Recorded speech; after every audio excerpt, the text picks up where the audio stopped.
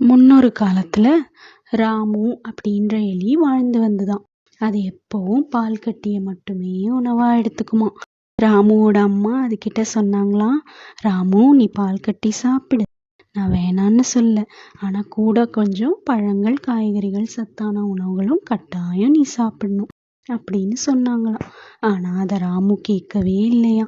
அம்மா, எனக்கு அதெல்லாம் பிடிக்காது, பால் கட்டி மட்டும்தான் பிடிக்கும், அதை மட்டும்தான் நான் சாப்பிடுவேன் அப்படின்னு சொல்லுமா. இப்படியே கொஞ்ச நாள் போச்சு. ராமுவும் பால் கட்டிய விடாம சாப்பிட்டுட்டே இருந்தானாம். ஒரு நாள் ராமு தன்னுடைய சட்டையை எடுத்து போட்டானாம். ராமு ரொம்ப குண்டா இருந்ததுனால அவன் சட்டை கிழிஞ்சு போச்சான். சரின்னு இன்னொரு சட்டையை எடுத்தானாம். அதுவும் கிழிஞ்சு போச்சாம். அவன் எந்த சட்டை போட்டாலும் கிழிஞ்சு கிழிஞ்சு போகுதாம்.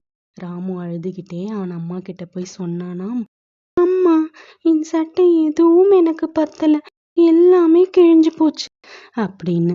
உடனே அம்மா சொன்னாங்களாம், நான் தான் சொன்னேனே ராமு, பால் கட்டிய அதிகமா சாப்பிடாதன்னு. இப்ப பாத்தியா, அது வேலையை காட்டிடுச்சு.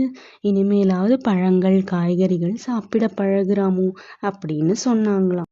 ராமுவும் சரிம்மா அப்படின்னு சொல்லிச்சான். அன்னிலிருந்து ராமு அதிகமா பழங்கள் காய்கறிகள் சாப்பிட ஆரம்பிச்சான். அவன் எடை குறைய ஆரம்பிச்சது. அவன் சட்டை எல்லாமே பழைய மாதிரி அவனால போட்டுக்க முடிஞ்சது. கொழுப்பு நிறைந்த உணவுகளை நாம எடுக்கும்போது நம்ம எடை அதிகரிக்கும். நம்மளால எதையுமே புத்துணர்வா செய்ய முடியாது. எனவே காய்கறிகள் பழங்கள் அதிகமா நம்ம உணவுல இனிமே சேர்த்துக்க ஆரம்பிக்கலாமா.